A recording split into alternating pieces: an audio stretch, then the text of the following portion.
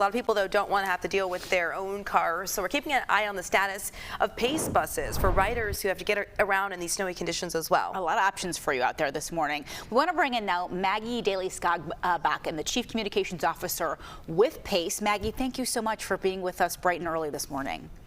Good morning. Thanks for having me. So, Maggie, we want to know, what do riders need to know as they're getting ready this morning when it comes to taking PACE as an option?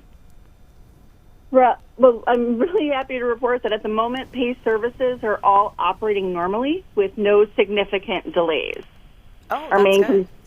Our main concern is always safety, though. So even with everything operating normally at this time, we're still going to encourage passengers to postpone non-essential travel. And if they must travel, plan for extra time and use our bus tracker and trip check tools to minimize outdoor waiting time. And both of those tools are available at pacebus.com. Okay, awesome. And do you anticipate any delays or any disruptions to service just based on what's to come in the forecast, with some places seeing more snow on the way?